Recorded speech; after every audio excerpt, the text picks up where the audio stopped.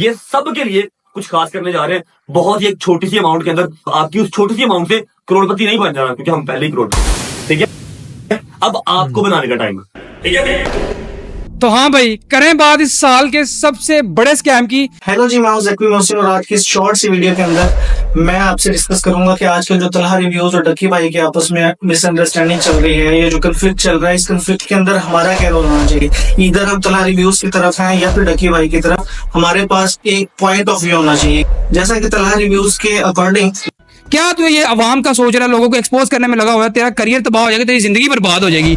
पाकिस्तानी अवाम तो चूतिया है। तो ऐसा कर, तू भी हमारे साथ मिलके कोरस बेचो। वो लोग हमें एक बेवकूफ लोग समझते हैं और हमें यूज करते हैं। तो इस हवाले से हमारा पॉइंट ऑफ व्यू क्या होना चाहिए। सबसे पहले तो इज्जत नफ्स कोई चीज है, मैं आपसे यही रिक्वेस्ट करूंगा कि आप अपनी इज्जत नफ्स को अपने हाथ में रखें। होता क्या है कि हम लोगों की फैमिली से रिलेटेड इतना कुछ देखना चाहते हैं कि हम वेट कर रहे होते हैं किसी के भी ब्लॉग का, और वो लोग हमें बेवकूफ बनाना शुरू कर देते हैं। जैसे कि रिसेंटली डक्की भाई ने रजब भट्ट के साथ पैचअप करने के लिए, स्टार्ट करने के लिए इसके साथ कंट्रोवर्सी, अपने भाई को किडनैप करवाया। जब से वीडियो पा रहे हैं ਤੇ ਮੁੜ ਜਾ ਇਸ ਗੱਲ ਤੋਂ ਬਾਅਦ ਆ ਜਾ, ਐ ਨਾ ਹੋਵੇ मैं तेरे घर आ के कोई तमाशा कर दिया। ये देखें, आया घर सामान लेके। घर पर ही होने आप इतना हम सबको। हम मोटरसाइकिल बाहर है, देखें तो सही। नहीं तो ठीक है ना, मैं देखती हूँ ऊपर होने। सामान लेके आया और मोटरसाइकिल यहीं पे खड़ी हुई है। तो ठीक है ना, आ भी गया, पता नहीं कहाँ। देखो जरा। एक मिनट, सार किस तरह से गाड़ी रुकी है? हमारे घर के पास रुकी है। इसके फैन आए होने। अम्मा मुझे आइडिया था। अल्लाह माफी, ये कौन है? आपकी वजह से हुआ है सारा। मुझे फिर इसी तरह ये पूरी ड्रामेबाजी चलती रही, जो कि सारे लोग जो कि उनको प्रॉपर देखते हैं वो ये चीज समझ रहे थे कि सारा एंटरटेनमेंट के लिए हो रहा है। असल में इसकी कोई भी लड़ाई आपस में नहीं है, लेकिन उनका मकसद क्या था कि एक दूसरे की ऑडियंस को एक दूसरे के साथ कंबाइन करना। फॉर एग्जाम्पल, जो लोग रजब भट्ट को सिर्फ देखते हैं वो डक्की भाई को भी देखना शुरू कर दें, और जो डक्की भाई को देखते हैं वो रजब भट्ट को भी देखना शुरू कर दें। अब इनकी ये सारी एज ए यूट्यूबर मैं इस चीज को समझता हूँ कि ये टैक्टिक्स क्यों इस्तेमाल की जाती है। जब भी फॉलोअर्स कम हो रहे हो या फिर व्यूज कम हो रहे हो, लोग इंटरेस्ट ना ले रहे हो, कमेंट्स कम होने लग जाए, तो फिर ये इस तरह की कंट्रोवर्सीज करके ऑडियंस को थोड़ा सा बम्प अप करते हैं और ट्रेंडिंग में आने के लिए करते हैं। आपने कई शॉर्ट्स में देखा होगा कि डक्की भाई को मिलने के लिए बहुत सारे लोग गए, और जब वो बिल्कुल नॉर्मल सी बातें कर रहे थे तो वो आगे से यही कह रहा था कि जितनी चवलियां और बोंगियां मारोगे उतना ज्यादा वायरल होगे।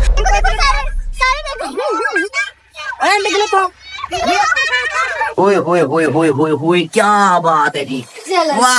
अब इसको मिक्स करके चिकन पे लगा के भेज अच्छा सा ग्रिल करते हैं। आयो, ओए ओए ओए ओए ओए ओए ओए, क्या मतलब 1 लाख कमेंट हो गया, 1 लाख कमेंट है, तो अब से हम लोग सेइंग यस टू।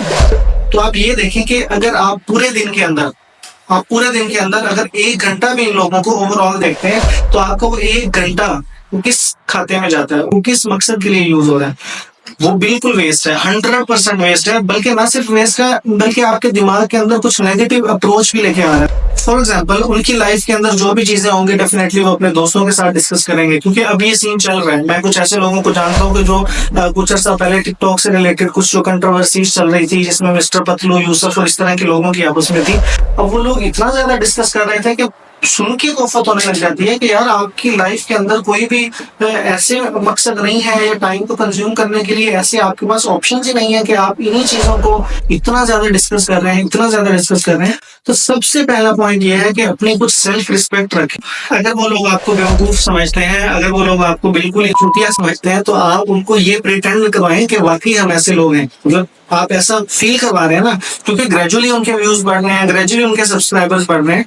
बहुत सारी किस्म की ऑडियंस है, बस आपने ये तय करना है कि आप किस तरह की ऑडियंस है। अगर आपने अभी तक उन्हें सब्सक्राइब किया हुआ है, तो आप देख लें कि आपकी प्रायोरिटीज क्या है। अगर आप उनके प्रॉपर व्लॉग प्रॉपर देखते हैं, instead of all this thing, आप कुछ ना कुछ लर्निंग के लिए करें। मैं ये 100% जानता हूँ कि डक्की भाई और रजब भट्ट और इन सारे लोगों की जितनी भी ऑडियंस है, वो कहीं ना कहीं अपनी पर्सनल लाइफ के अंदर कुछ ऐसी वर्किंग भी कर रहे होंगे, कुछ ऐसी कोशिशें भी कर रहे होंगे जिससे वो अर्न करना चाहते हैं। तो ये जो रिसेंटली इन्होंने कोर्स लॉन्च किया, वो 100% इसलिए किया है कि ये लोग इतने फारिग हैं कि 5-7 हजार हमें दे देंगे हर महीने का, और हम इनको एक नई ट्रक की बत्ती के पीछे लगाएंगे। अगर आपने ये सारी चीजें सीखनी हो, तो आप खुद ठंडे दिमाग से सोचें कि यूट्यूब का कोई एक चैनल पकड़ ले। मैं पर्सनली 50-60 चैनल्स को जानता हूँ जो कि इतनी अच्छी वीडियोस बना रहे हैं, make better videos with Kunal है, इसी तरह के बहुत सारे ऐसे चैनल्स हैं जो कि प्रॉपर तरीके से एक एक छोटी छोटी चीज गाइड कर रहे हैं। इवन कि आपने माइक कौन सा लेना है, इवन आपने कैमरा कौन सा लेना है, इवन आपने किस तरह का सेटअप बनाना है, बजट सेटअप किस तरह होता है, इनिशियली कितने पैसे आपने खर्च करने हैं, ये लोग क्या आपको सिखा रहे हैं। ये लोग आपको सिखा रहे हैं कि अपनी माँ बहनों को सामने कैसे लाना है। और आप देखेंगे अगर आपका सारा टाइम उनको देखने में सर्फ हो रहा है तो आप क्या गेन कर रहे हैं। आपको ये सिर्फ वही आइडियाज देंगे जो इनके दिमाग में है, और आप एक्सपेक्ट करें कि इनके दिमाग के अंदर कितना गुबार है, कितना गंद भरा हुआ है, उनके साथ प्रैंक्स कैसे करने हैं, कि ये आपको प्रॉपर कोई ऐसी नई चीज बता ही नहीं रहे या सिखा ही नहीं रहे जिसके अंदर आप एक अच्छे इंसान के तौर पे सामने हैं। आप ध्रुव राठी के तौर पे भी तो सामने आ सकते हैं ना। वायरल होने के लिए आप बोंगियां या चलनियां हमारे लोगों को बेवकूफ बनाए, ट्रकों के अंदर पानी भर के उसे स्विमिंग पूल बनाया और इस तरह के ऊटपटांग चीजें।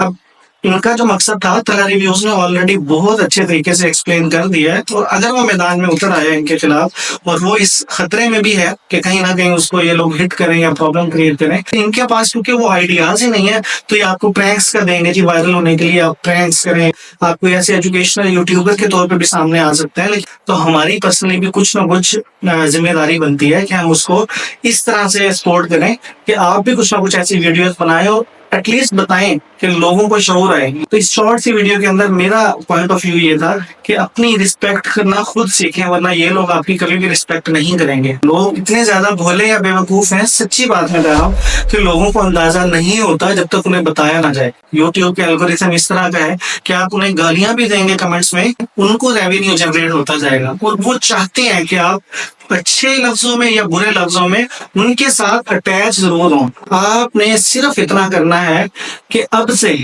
ये मैं आखिरी बात करके अपनी बात खत्म करता हूँ, कि आपने सिर्फ इतना करना है कि जो डकी भाई, नजर भट्ट और बाकी के लोग हैं उनको आपने सिर्फ और सिर्फ इग्नोर करना है। इग्नोरेंस ये इतनी बड़ी उनके लिए सजा हो सकती है या उनके लिए इतना बड़ी प्रॉब्लम हो सकती है कि वो आपके सामने हाथ जोड़ने पर भी मजबूर हो जाएंगे।